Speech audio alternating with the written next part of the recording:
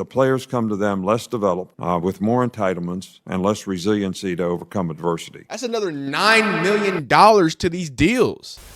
College football players are maximizing their ability to take advantage of NIL deals. Reminder that all of these videos aren't going against these kids. It's going against the NCAA for poorly implementing the system that's now starting to put schools and coaches at a weird disadvantage. But I think ultimately, like the NCAA always does, I think this is going to hurt the kids most of. So some of the big thing that we've seen out of this transfer portal cycle, and something that clearly I don't think we've seen a lot of, we saw a little bit the last few years, but I think it's a lot more. These kids having demands, and I mean kids, right? I mean, they're 18 to 20 something year olds. And with these new rules that are being implemented, sometimes 26, 24, 20, like it's crazy. So young men, right?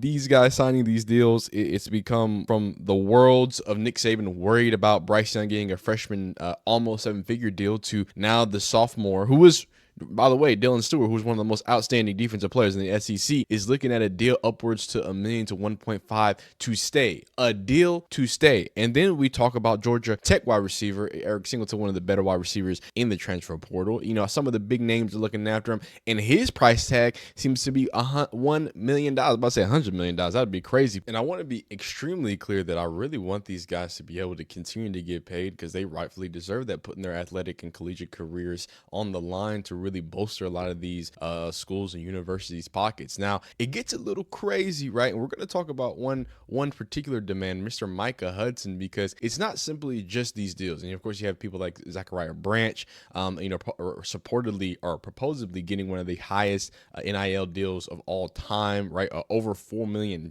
deal for one of the most explosive players coming out of high school. And things have escalated just very, very mightily quickly. Of course, the supposed $10+ million deal from Mr. Underwood to flip to Michigan. He's got the buffs on. And interestingly enough, Micah Hudson, a gentleman who didn't really have that many, receptions this year. Micah Hudson with 8 receptions for 123 yards, no touchdowns last year. More of a guy, and I believe he was a 5-star recruit coming out of high school. The Texas Tech wide receiver who just committed and got signed to Texas A&M had an interesting list of demands, as you can see here, and $700K minimum wire deposit up front for a 1-year deal, separate NIL deals, 3 cars for the family to sign immediately, personal driver with Cadillac SUV for Micah from spring practice through the end of season, family hotel and travel arrangements paid each game with up to 10 members who have travel tickets and costs paid for, medical injury time off, and playing after injury determined only by Micah and his family. Now, can I say that a few of these things are great? I actually really like that last one, the medical injury time off and playing after injury. That's awesome. $700K minimum. Get your bread, son. But you see the issue. I'm not even mad at the cars, but you see how crazy it can get. What is stopping? Right. So this gentleman's getting $700K. We have Zachariah Branch getting what's called $4 million. He's asking for 3 cars, right? And then a personal driver. Let me see if I can take y'all back, because I had it here just a few years ago when Nick Saban was saying these similar things. Oh yeah, and just to take a detour again, we have another a player here with a list of demands. Mr. Jack Byburn wanted some guarantees, $45,000 per month, guaranteed starting position at outside linebacker, guaranteed to play on third downs. That boy said, I want to get my sacks and I want to see the tape on third down. That's crazy. More snaps in the rotation. Florida wasn't willing to agree, so Pyburn entered the transfer portal, and I think he's already signed here. But here we are in 2021. Bryce Young, the now NFL quarterback. Nick Saban is talking at Texas High School Coaches Association convention today. He was asked about NIL. Apparently, Bryce Young is doing well. Our quarterback has already approached ungodly numbers, and he hasn't even played yet. If I told you what it was, it's almost 7 figures. From 2021, the top quarterback coming out of Mater D, right?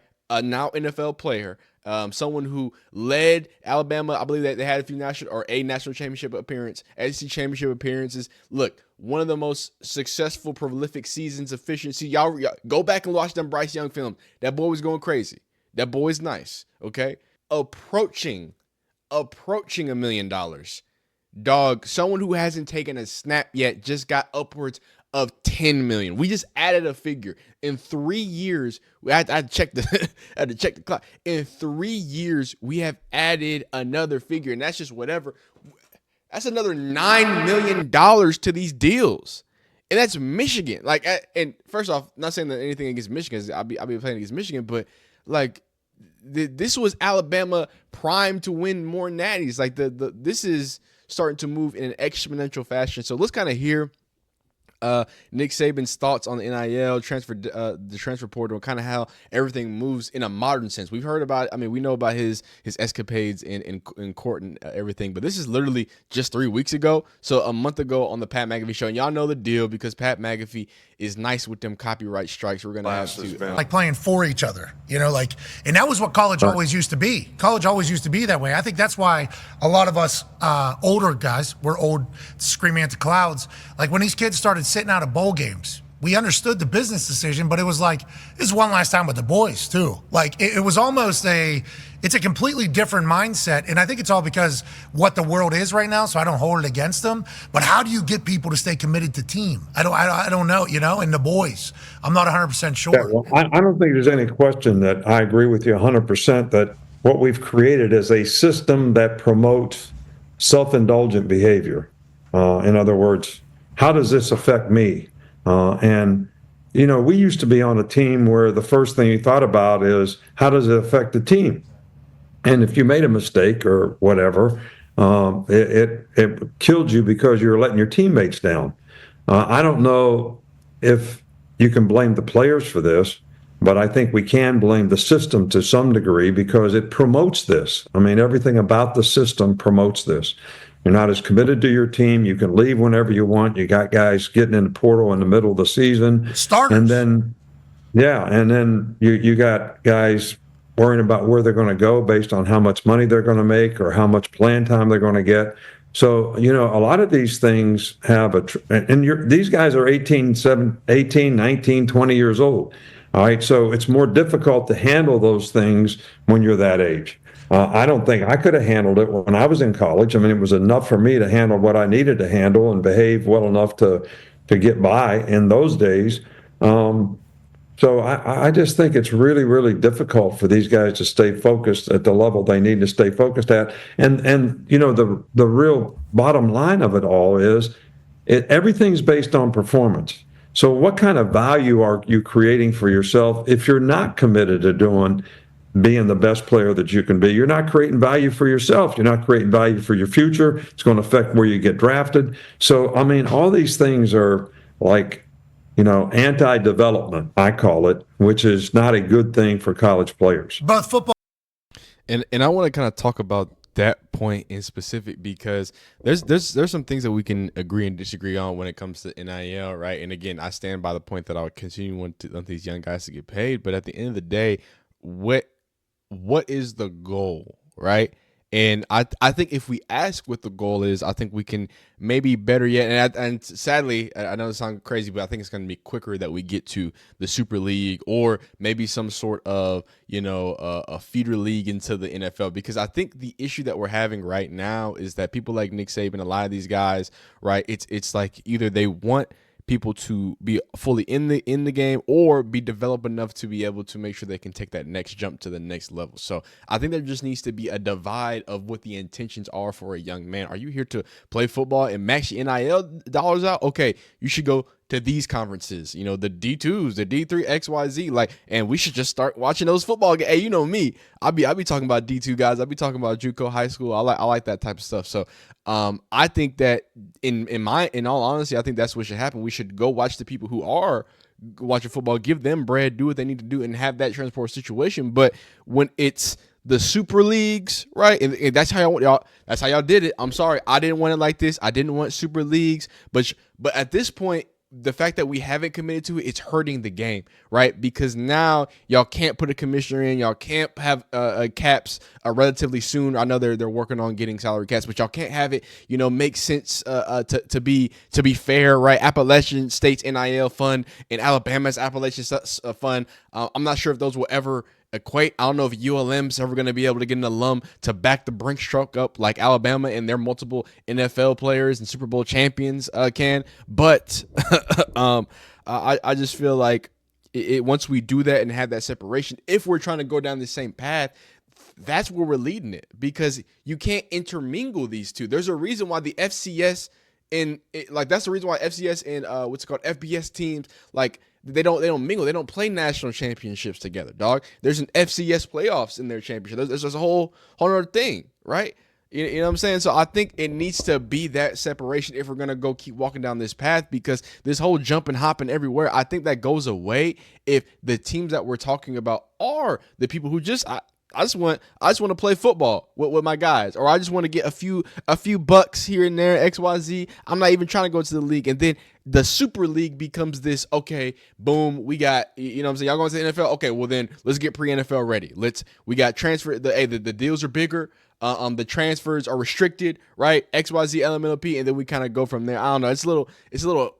It's rough there, but the whole antithesis and the whole idea that I'm trying to kind of get across is I really agree with the anti-development, and not in just both ways. And that's why I brought up both scenarios, because it's anti-development when it comes to the way that teams are supposed to develop you and develop the youth, right? I think, the only reason why I'm a sane human being was because I played football in high school and in the lower years, XYZ, having those friends, camaraderie, XYZ thing, learning things, how to do stuff, work as a team. I think that's an important thing. So if you're going to be doing that at the collegiate level, then let that be that. But once you get to focus on the NFL, that's the problem. Some people are focused on the NFL, right? They want to get to that next level, or just a bag or whatever. Let them do that. Right? If you're going to focus on that, okay, come to the Super League where you can't transfer as much. The bags are bigger. It's restricted contracts, but you do get set up for the major league, so we can develop you, do the XYZ, LMNP, and then over there, in the lower leagues per se, you can still have people who have that passion, and they get paid too. Again, that could be some crazy theory that I have, but I just think that at the time that we are in right now, as someone who is relatively, I'm pre-unk, right? That's why I say, I'm not old or anything, and I can't watch this full thing. This is ESPN, so y'all go watch the full thing. I'm a pre-unk. I'm not old. I'm not young. I think I'm young, but you know what I'm saying? I'm in my pre-unk status. I would say that I loved so much of the college football that I watched when I was younger, and then I know that there's even a better product, not even a better product, but a different product before then. But I also love the college football that I see now with all these crazy, like these scenarios in Indiana being in the playoffs, and like these were the things that I envisioned happening with the NIL. I was always of the mindset of, oh well, NIL is just gonna even the playing fields. Like some of these schools have a lot of money, but they can't throw it around like Alabama can for, to bolster up their football. Well, now they could just put money in a pot and they don't even got to try to do it in any other way. Like, and I think it's doing that in some ways, but in other ways, it's starting to really hurt these kids at the end of the day, because they're not going to get what they need to get out of the places that they're going to. So I'm just really hoping that at some point with the whole situation, the rosters changing, the NIL rules, as things evolve, we find something that makes the most sense for everybody. But evolution is a word, not dying, not done. College football is still going to be amazing. It's still going to be great. If you're missing that college football and you complain that it's not the same, I got some Division II, JUCO, Division III. I got a plethora of people who wasn't getting paid before, and now they're just getting paid a few pennies now, and they're still enjoying and playing college football. So if you want to watch some passion, watch that, man. But leave a like on this video if you like it, dislike if you don't like it, subscribe if you enjoy college football content. We'll see you next time.